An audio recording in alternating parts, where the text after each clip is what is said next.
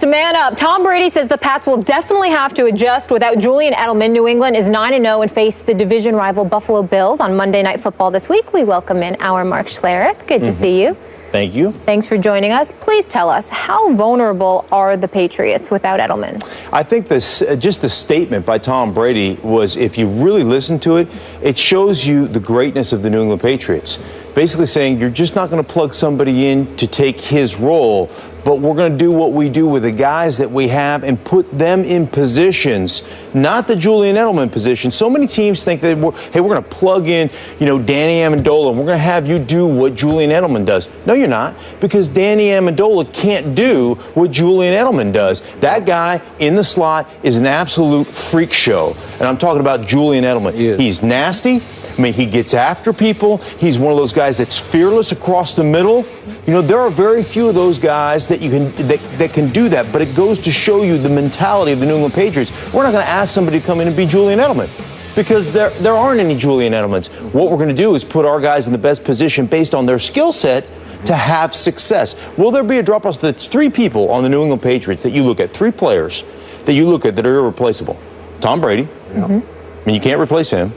Gronkowski, guy's a freak show, and Julian Edelman.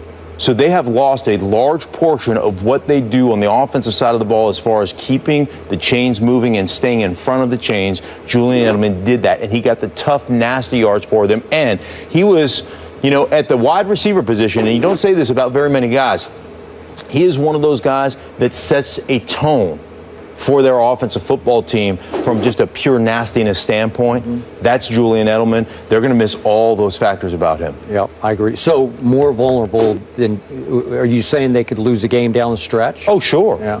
Sure. I mean, it's, you look at their ability to stay on schedule, right?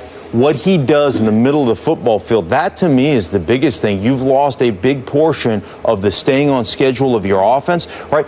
Being in 3rd down and 2, we can live there all day long. We can convert. We've got a myriad of different plays that we can run in 3rd and 2. You're in 3rd and 8 because Julian Edelman isn't across the middle of the ball for you. That's a different story. And when you lose that aspect of your offense, there's very few guys. Not everybody is as tough as Julian Edelman. Not everybody is as nasty as Julian Edelman. There are some guys that lack some of that mental toughness to do the things that he does. And I'm not saying they're not tough individuals. You don't play in this league if you're not a tough individual, but they're not the same. They're not cut from the same cloth that Julian Edelman is. That guy is a bad dude now. Okay. Let me say this. Please. First things first, question. Julian Edelman, is he out? How long? Well, we don't know. I mean, he could come back for the playoffs, but he's out for a significant amount of time. The Jones fracture, and it's a bad injury, and there's a chance he won't come back at all. There's a chance. Remember, Dez rushed back, and Dez is missing practice this week with foot. So I'm assuming his foot is still aching. Okay. Minimum 6-week injury. All right, minimum 6 week injury. But they say it's a 3-month recovery. That's what all the surgeons say. Minimum 6-week injury. I'm thinking it's Julian Edelman, who's a bad you-know-what, and you take that into account along with the fact that you've got 7 games to go, and of course there's always the bye week, that is the playoffs, because you'll have one of the top seeds in the conference. So we're talking about close to 9 weeks that Julian Edelman will have. I'm predicting he's going to be back. Having said all of that, let's analyze this. Last time I checked, you actually have to play somebody. So I have to take the competition into consideration when I think about the loss of Edelman. Certainly, he hinders you offensively if he's out of the lineup because you rely on him, those 3 guys that are invaluable. You still got 2 of them, in Gronkowski and Brady. Okay, Brandon LaFell is still up in there. Danny Amendola might be able to do some things for you. You lost Deion Lewis, but LeGarrette Blount is no slouch. And we're talking about the Patriots organization, who is the creme de la creme. They are just elite. They're very, very thorough at what they do. No question about it. And it can't be disputed. Now let's analyze who they're going up against. This week, they're going up against the Buffalo Bills. Stephen Gilmore stupidly talked about how they'll be ready for the Patriots. Just gave them bulletin board material, opened his mouth. The Buffalo Bills going to pay for that. We know that's coming. After that, you got the Denver Broncos. Osweiler's your quarterback now, not Peyton Manning. I'm sorry, I don't believe for 1 second that Brock Osweiler is going to beat the New England Patriots. I just don't see it. I don't see it happening. The Philadelphia Eagles. Well, Mark Sanchez might be the quarterback there, or Sam Bradford, not Bradford. I think that's a win. And then we got the Houston Texans. Oh my goodness, I'm so touched. They got Brandon Weeden now. Did you see the news? Did you see the news, Larry? I mean, it's Brandon Weeden now. They got a quarterback now, according to Jerry Jones. So that three is. backups. You remember Brandon Weeden, the guy that Jerry Jones said, boy, could he really throw a football? Right. And then weeks later, you cut him. Okay, you let him go. All right. So we all know about. You're saying they've cornered the market on backup quarterbacks in Houston. Exactly. Okay. Nobody has more backup quarterbacks than the Houston Texans. So we got that. The next contest on the list is the Tennessee Titans. Do you want me to start laughing a little bit too early? I mean, just stop it. So then we get to the New York Jets. That could be very interesting because we had that. We had that on the schedule as a potential loss for the New England Patriots, particularly the New England Patriots squad without Julian Edelman. But this is an AFC East rivalry. They do like going up to New York and ruining their day. Not to mention the fact you're talking about the New England Patriots, who are an elite organization, who knows how to make adjustments. And more importantly, they'll sit around and they'll be like this, hey, you know what? This is what we have to do to win this particular game, and the defense can overcompensate. They can compensate, rather step up and compensate, because they can say, look, they're not going to be what we customarily see them being, because this is a defense that has playmakers. They can make things happen with Ninkovich and the crew. And then last but not least, you're at the Miami Dolphins, which could or could not be a very interesting situation. So what we're talking about here is the New England Patriots maybe losing a game. That's really what we're talking about here. The debate is whether or not they're going to go undefeated or not. But I think the loss of Edelman will be minimal, because I think all of those games are winnable, and he'll be back for the playoffs. Right. I think I agree with you in this. I don't think it's really going to affect their schedule that much from the standpoint of wins and losses. I still think they're going to win. I said it weeks ago. I think they're going to win out. But it's certainly. You think they're going to go undefeated? Yeah. Okay. Yeah. Okay. But it certainly hinders that process to some degree. And then, from the standpoint of what kind of chemistry, what do you have coming back when he does, and if he's healthy? So there's some question marks there. They're still, in my mind, the best team in the National Football League.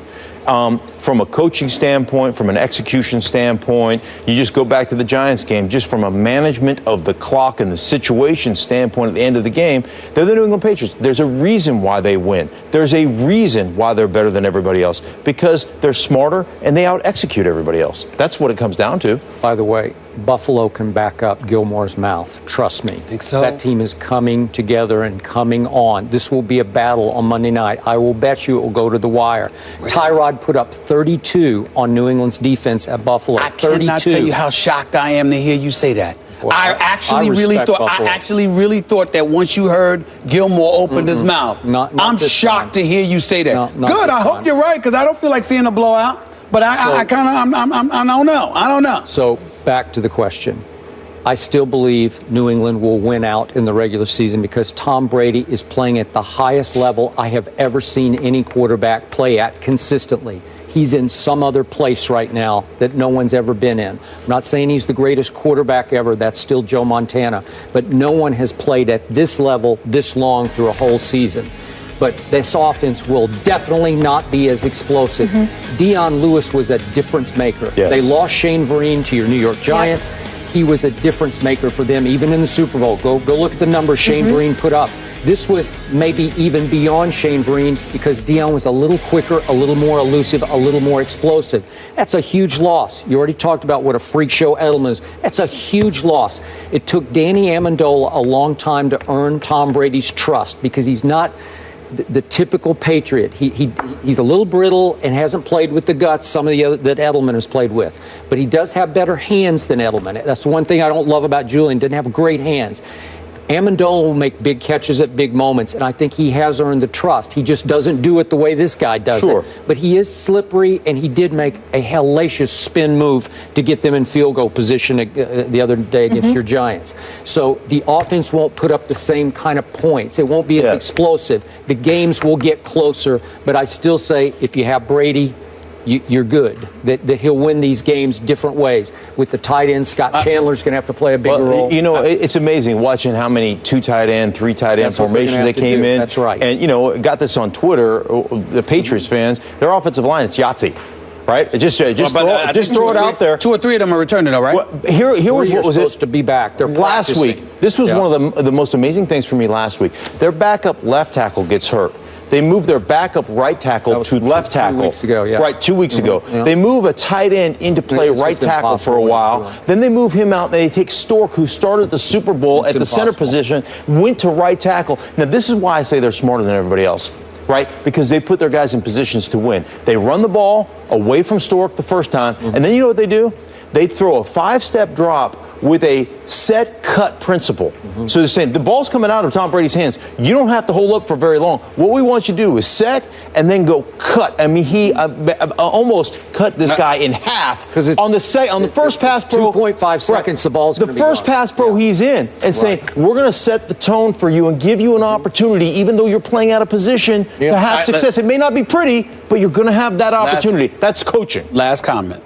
If what you two say about Julian Edelman's value comes to fruition, I believe the Jets beat them on December 27th. They're going to have a real shot. That's the game. I would have said the 29th, but Peyton went down. But I ain't picking Osweiler to beat the if Edelman is what you say he is, and I know you know, I'm telling you right now, I think the Jets have a chance to knock the Jets. The Patriots come in there 14-0.